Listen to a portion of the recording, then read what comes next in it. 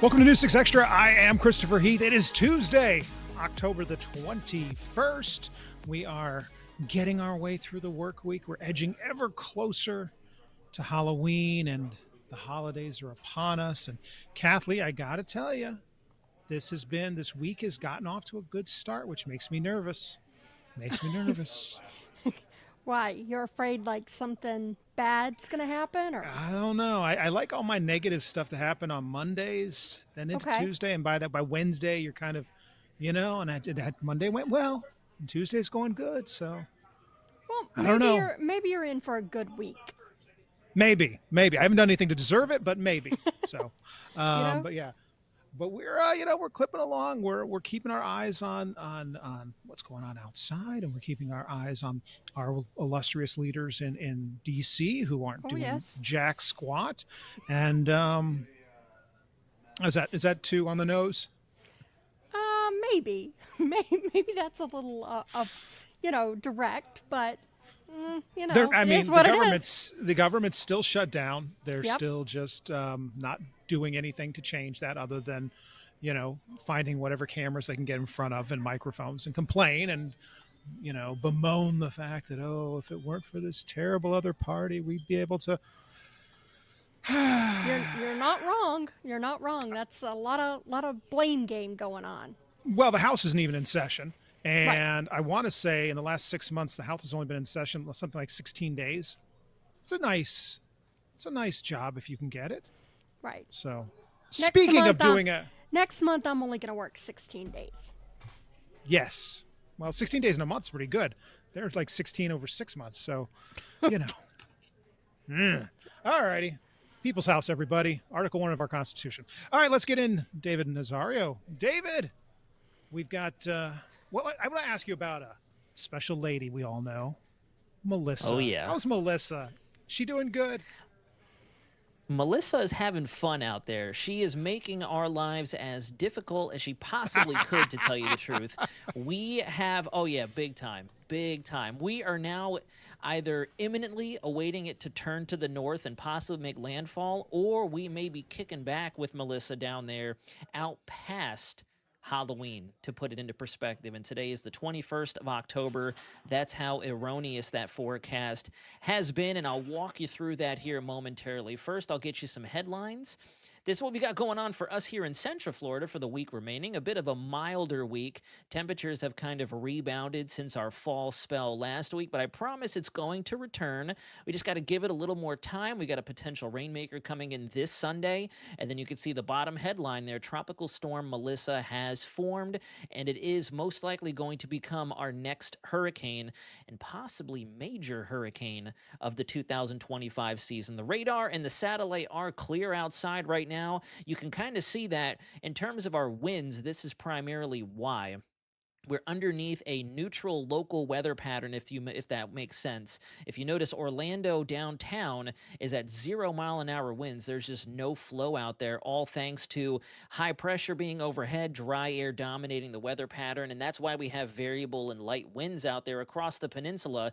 And you can see as we go through time, later through the rest of the week, the winds start to pick back up as we await the arrival of our next trough and our surface cold front that should be kicking through by Thursday.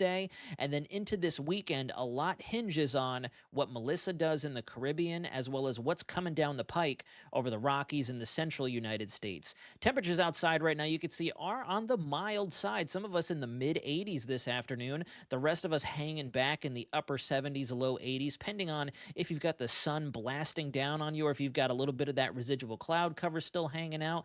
And our forecast highs for the day today, notice, a little bit warmer than they have been over the last week, and some change now, trying to squeak back up towards the 90s, but rest assured we will not crack 90 degrees, pending what the humidity does out there, which still remains fairly tame.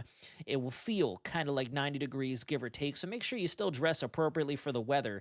You can see as we go through the week, though, approaching Thursday and Friday, when our next cool push of air comes in out of the northwest, that's when we finally trend back down towards average, and then eventually with what unfolds through Sunday and Monday, that's when we'll actually be back below average temperatures. Thank goodness. We were kind of spoiled for a little bit, especially after that first big push of fall conditions through Central Florida. Rain chances, it goes without saying, we are going to be 0 to none. This is exactly what our clouds and rain model shows. Maybe a stray pop-off pocket of rain as the sea breeze tries to do a little something out there, since we are a little bit warmer than we have been in quite some time. But you can see I'm not stopping the clock whatsoever. This is out until Friday at midnight. Nothing really expected on the radar, which is good news. Probably won't see any green blips out there or any kind of showers until this weekend, as we await what goes on with Melissa in the Caribbean and this next push of frontal action coming across the country. You can see as we get through Thursday and Friday into the first half of the weekend,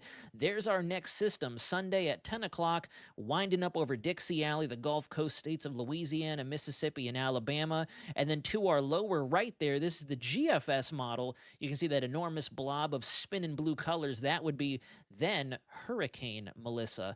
There have been a tremendous amount of discontinuities with all of our models, to tell you the truth. It is wreaking havoc not only on National Hurricane Center, not only on us, but our physics-driven models, the GFS, the Euro, the traditional ones, as well as our artificial intelligence models really just can't get a hold of this thing. I'm looking at the models populating right now, and they're still showing some very dramatic differences, and that's precisely why when you look at the cone here from National Hurricane Center, it looks more like the circle of uncertainty than it does the cone of uncertainty. As of 11 o'clock during the upgrade, we are still moving west at 14 miles an hour. Central pressure hovering around 1,003 millibars.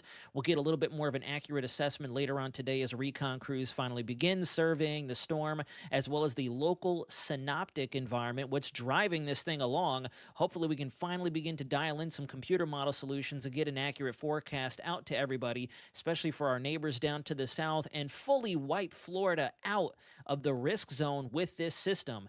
Sustained winds currently at 50 miles an hour, and then watch this. Look at the forecast track. Got a little bit of a cone there, and then all of a sudden it just expands out as we hang out with this system out through Friday into the weekend, and then some, and it has hardly made any forward progress as steering collapses out there. So by 8 a.m. Friday, all the way through to the end of the weekend, a Category 1 hurricane still between Haiti and Jamaica. Unfortunately for them, this could result in some very catastrophic flooding and heavy rainfall, as well as wicked winds and storm surge for both these areas, because both Haiti and Jamaica will be receiving the dirty side of this system, looking at the way this system is expected to curve back towards the left. So dare I say, on a somber note, this is kind of worst case scenario for them, and hopefully we can keep the intensity fairly low, especially given what the track forecast shows with us here. Even then, we don't wish this upon anybody, let alone those island nations down there. When you take a look at the spaghetti models, this sums up the chaos that is Tropical Storm Melissa. Everything just kind of goes all over. Look at that one, the tabs computer model there. Goes west, then loop-de-loops back around towards the Dominican Republic. You got a couple going for the Yucatan Channel, and then you've got others that get hung up between Haiti and Jamaica and then curve it back towards the left. So there's definitely a lot to still iron out with this feature. The system and the steering flow is going to be very tricky. You can see, even looking at this probability chart, look at how the colors just go in all directions. It kind of blankets the entirety of the Caribbean until next Friday. Approaching Halloween night, this thing could still be down there even a week and some change from today. So definitely hang with us here at News 6. We're going to be working feverishly to get the forecast locked in for this feature, especially before we can finally say bon voyage. Lord willing, sooner than later, but we might be in it for the long haul, perhaps the longest haul this entire hurricane season. And I guess in 2025 fashion, the climax couldn't have it any other way. But we'll close out now with a look at your 7-day forecast. Very, very slight chance for rain today with that sea breeze activation. Notice today is the warmest of the 7 days ahead, and then Sunday a little bit of a rebound as we get a little borrowed moisture possibly from Melissa and that next system that could be percolating to our northwest up over the central and southern plains. I got to tell you, Cone of Uncertainty sounds like it's a classic rock album. You know, Molly Doesn't Hatchett's third studio album, Cone of Uncertainty. I like right. that, yeah. I could get behind that. David, we appreciate it. We'll know you'll keep an eye on Melissa as she does whatever it is she's doing out there in the Caribbean. Thank you, sir. All right, back here at home. read this to you real quick because I think it's important to set up this next story. Excessive bail shall not be required, nor excessive fines imposed, nor cruel and unusual punishment inflicted. That is the Eighth Amendment to the United States Constitution, drafted some 12 years after the ratification of the Constitution in the original Bill of Rights. And it's become one of those things that judges have to wrestle with. And there's guidelines in place for judges, but it's also can be a bit contentious because there are factors that they'll take into consideration. I say all of that to set up Catherine Silver's story today on a suspect in court. And he was originally arrested, accused of attacking a woman on the Little Econ Greenway jogging trail here in Orange County, and had a criminal past and was accused of this horrific crime. But our whole system of government is built on the idea that you are innocent. You're innocent until proven guilty. It is the burden of the state to prove guilt, and until that is proven, you maintain that innocence no matter what your history has been. But because the bond was so low and because of his history, there was an outcry of it. And today he went back before a judge to get his bond revoked, with a judge re-examining exactly what had happened and holding him now in jail ahead of his trial. Here's Catherine's story. Motion is granted. Bond is revoked. Moments after the judge's decision to send Jacoby Tillman back to jail, Tillman said he wanted to make a statement of his own. I want them to see I didn't do it. Tillman's defense attorneys quickly quieted the 23-year-old who is facing charges including attempted murder and attempted sexual battery after a woman running on the Little Econ Greenway Trail says he attacked her in July. Tillman was arrested this month, given a $9,500 bond, and released with this warning. If I get any inkling that you have violated the conditions of pretrial release, you will be arrested on a no bond warrant, you'll be put right back in jail, and you will not get out. But prosecutors say 4 days later, Tillman posted this screenshot on TikTok with a message meant for a witness in the case. Did Mr. Tillman post that text message and then underneath it basically make a comment referencing the text message? Yes, ma'am. The lead detective testified that witness told law enforcement she recognized the account and the screenshot. This was a communication that was clearly intended to reach the person that the defendant was prohibited from contacting. The judge says Tillman will remain in custody pending further proceedings. I love y'all, man. That was Catherine Silver reporting. Of course, Catherine is at the courthouse. She'll have much more on this today, as well as reaction to the bond being revoked in this case. Now to a story we told you about yesterday, with the state of Florida filing not just civil, but also criminal subpoenas against the popular game site Roblox. This is one that, listen, both of my kids play this, and as parents, you try and keep an eye on what they're doing, try and monitor how much time they're in front of the screen, who they're interacting with, limit the chat conversations to specific rooms where it's just their friends that you've actually met in the real space, the meat space, so to speak, the people who actually exist. So you try and limit it to that. But as Erica Bruguglia, one of our investigative reporters, uncovered, there's been allegations for months, including from some local parents, that Roblox isn't doing enough and some dangerous people are slipping through the cracks. Here's her story.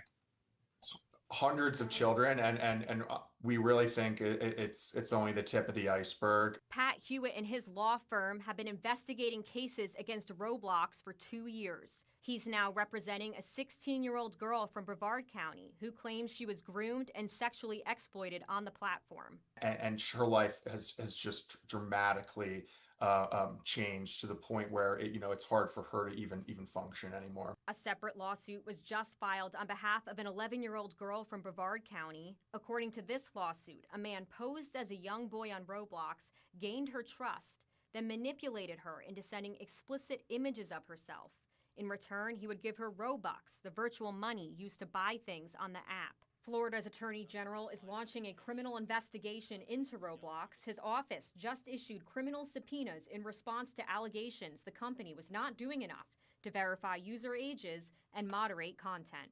Hewitt says Roblox needs to verify people's age when they sign up and screen users in case they have a history of child abuse. He also says the platform needs to warn parents about the risks. Roblox says publicly that its platform is one of the safest online environments for children. That's how parents get lured into this false sense of security. Under law, technology companies are required to report suspected child exploitation on their platform to the National Center for Missing and Exploited Children. In Central Florida, those tips are investigated by a unit within the Osceola County Sheriff's Office. The Sheriff's Office says Roblox is one of the top 10 companies that submitted tips in Central Florida, with more than 800 tips reported since the start of this year. It's behind Instagram, Snapchat, and TikTok, which have reported thousands of incidents since January 1st. Now, when it comes to Roblox, the Sheriff's Office says many of the tips submitted lack information, including the age of the victim, suspect, or criminal exchange, making it tough to investigate. However, the Sheriff's Office says it does not have enough information to say Roblox is negligent at reporting or failing to protect children. Hewitt urges parents to talk to their kids about the risks and also monitor what their children are doing online. There are other apps that parents can use, like this app called the Bark app, which is one that helps parents monitor their children's use of apps like Roblox. News 6 reached out to Roblox for its response to these lawsuits and if it has other plans to update its security features. A spokesperson says, quote, "We have a strong record of working with law enforcement and investing in advanced safety systems to help protect our users and remove bad actors. We prohibit the sharing of images and videos in chat, use filters designed to block the exchange of personal information, and are working to implement age estimation for all users accessing chat features." I posted the full statement at clickorlando.com. Erica Berguglio, News 6. You can count on Erica, obviously, to stay on top of that one as the subpoenas work their way through the court and Roblox continues to come under scrutiny. All right, stay with us. On the other side of this, we'll talk about the little girl who fell off of a Disney cruise ship. The government shutdown. We'll make another swipe at our fearless leaders in Washington, D.C. And some cute kids out of was it the Badger State? Badger State. Wisconsin's the Badger State. Anyway, what they're brewing on the other side of this.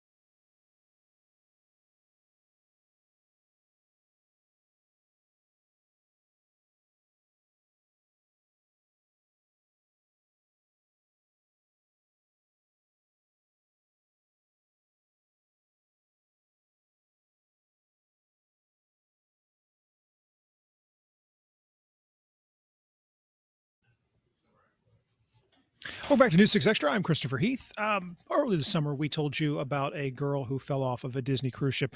Her grandfather jumped into the water to try and rescue her, and they were eventually rescued by crew from the Disney cruise ship. But ever since then, Florida has been looking into the mother of the little girl, trying to figure out if charges would be filed for the little girl falling into the water from the ship. As Christian Benavides explains, the state has decided not to file charges.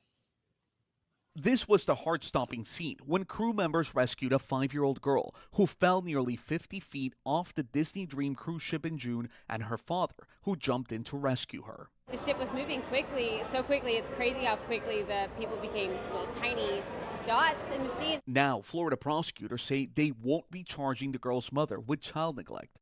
Court documents reveal the little girl jumped up onto a railing, like this one, to pose for her mom's photo, then lost her balance and fell backwards into the ocean through an open porthole. According to a memo from prosecutors, the girl's mother assumed the porthole had a glass barrier, which she told investigators was present on other portholes she saw on the ship. Things happen quick. People make assumptions very quickly, and that's when a lot of times bad things happen. Michael Winkleman is an attorney specializing in maritime law. He was not involved in this case. This was a mom who made an honest mistake. There's probably several hundred photos that are taken in those kind of portals that have glass windows behind them on every single cruise. In this spot where they were on an open deck, it happened to be that exact same configuration, except there was no window. Both the child and her father were rescued by Disney Cruise about 10 minutes after the Mayday call went out. She did not have any injuries, but he sustained 2 spinal fractures. At the end of the day, I think it's just a miracle that everyone came out safe. Prosecutors wrote that while the mother was arguably negligent and irresponsible, it did not rise to the level of criminal negligence. We tried to reach out to the girl's parents. We also reached out to Disney, but have not heard back. Cristian Benavides, CBS News, Miami Beach. Well, as we opened up the show, we talked about the wonderful news that it's been now 21 days, 3 weeks into this government shutdown. Not the longest we've ever had. We had one a couple of years back, 2018, I want to say, longer than this. But, the usual contours are in place as we are now, again, on to week 3 of this. Democrats still trying to get Medicaid cuts that are about to expire, trying to get those undone. Republicans right now saying, listen, we're not even going to bother talking about Medicaid cuts or anything else until you sign off on funding the government. It's your classic standoff. And, at this point, what's going on is, well, the House has passed one bill. There's some video from us. Oh, that was this video right here you're looking at. That's Newt Gingrich there. So yeah, Bill Clinton on there. This is from government shutdown back in the late 90s. Okay, so anyway, it happens. Government shutdowns happen, but this one is dragging on. And again, the Senate keeps taking up the House bill that was passed. Now, what happened is the House passed a bill basically on party lines and sent it over to the Senate, and then the House quickly adjourned. The Senate has brought that bill up so many times. It doesn't meet the threshold to advance because to do what they call cloture, you need 60 votes. Can't get 60 votes. With the House not back in session, there's really not a lot of negotiating that can be done. So you're kind of stuck. Now, the House remains in recess. They've been in recess now for, well, I think the duration, I want to say something like the entire 3 weeks. They just haven't returned to Washington. So that's what's going on with our wonderful federal government right now. Just nothing good. Anyway, because of the shutdown, several government employees are either being furloughed, which means they're just not working and they're not getting paid, but they haven't lost their jobs. The administration is trying to lay off even more workers during the shutdown. Other people are being told you need to come to work, but we're still not going to pay you because you're considered essential. Among those is going to be your air traffic controllers, your TSA, the people who work at our airports, keeping aviation moving. Well, because they haven't gotten paid now, they've already missed their first paycheck. There was a food drive at Orlando International. As Alex Cook shows us, people showed up with different kinds of canned goods and other food to try and make sure that these workers who are still working during the shutdown, even though they're not getting paid, can feed their families. Here's his report. I'm just outside the departures section of Terminal C at Orlando International Airport, where airport employees are taking donations for federal workers like TSA agents who aren't being paid during the federal government shutdown. All day, people have been pulling up, offering groceries and gift cards, and they will be out here through Friday accepting those donations. Orlando International Airport sent out this list of donation suggestions, which they note must be non-perishable, unopened original packaging, and not expired. They're also emphasizing that you can donate gift cards to grocery stores like Target and Publix to help with their grocery bills. I raided the pantry at home, my hurricane supplies. There's Chef Boyardee ravioli, there's Spam, there's nice progressive soup, some breakfast cereal, fresh bread. Lance Little, CEO of the Greater Orlando Aviation Authority, wanted to thank the federal workers for keeping travelers safe even through this difficult time. They've just been doing a tremendous job under the circumstances to keep our airport open. He says the food drive is the least the airport can do for the federal employees who work there and is happy to see people donate. It shows how much people care and how much people value our federal partners. People like News 6 viewer Marty Bassett, who has been following the news about the shutdown closely. And my husband and I brought food for the workers here that, you've been talking about on Channel 6. And so we went through our pantry last night and we came up with 4 boxes of canned goods and different things that we wanted to bring and give to the workers. Cheryl's donation came with a message of hope. And right on the box, I put a note from a quote from a gentleman, a reverend called Dr. Robert Schuller, and it says, "Tough times never last, but tough people do." In Orlando, Alex Cook, News 6. It's good to see our community chipping in to help out people who live here, work here. If they're working out at the airport, they live in our area. They may work for the federal government, but they're Central Floridians like all of us. All right, Kathleen, you're trying to think here. I am good for in the morning, a good cup of coffee, kind of get things going. I am not a coffee drinker. Okay. I do drink I put energy packets in my water. So I do need a boost in the morning, but just not coffee. Just not coffee. Nothing you can purchase, let's say on South OBT. That kind of, no, those are probably not the kind of things you want to take in the morning. No. They're just flavored water packs with extra B vitamins. I don't want, listen, when the government reopens, I don't want the DEA coming up here and asking questions. So right. No. Just make sure you keep it on the level. All right. So off to the Badger State. I believe Badger State, right? Wisconsin's the Badger State. That sounds right. Cheese. Yes. They've got cheese. You know what? It's the Badger State. We're just going to make it. Kids up there brewing things, legal things for their teachers at school. They call themselves the Brew Crew. And as Madison Monroe shows us, the program's helping the kids do more than just keep their teachers caffeinated. Here's a story. Iced coffees, hot coffees. They're supporting the school with joy, filling up their buckets with grace. And smoothies. Whatever their teachers order, the Panther Brew Crew is on it. We have to make sure we're doing good stuff for our staff members because they support us. Yeah, they support us and we support them back. Quinn Brown and classmate Sawyer Nemeth prepared their teachers' treats and delivered the finished products straight to the classrooms. They're gaining teamwork and math skills. Let's see if I have a 5. Can you make change for a 10? Yeah, change for a 10. Yeah, sure. Next time. I'm the money man because I'm the manager, so I have to add all the money up that are on the sheet. Social skills, customer service, being able to approach an adult and have a conversation. Jillian DeLong started Panther Hot Brew a year and a half ago to do something nice for staff members. She helps students out and has been able to see the benefits of the program. The confidence levels of the kids grow throughout the experience. You really enjoy it. Yeah. It's just fun. Yeah, and you get to see your old teachers that you had like last year. Thanks, Panther. Thinking of unconventional ways to really get some of our students who don't always have leadership opportunities to shine in our building. That's adorable. I like it. I like the one who he said, "I'm the money man because I'm the manager." Yeah. So, but the teacher's right. It opens up a lot of different skills. You got math because you're counting the money, and your social skills. So I like it. I think it's cute.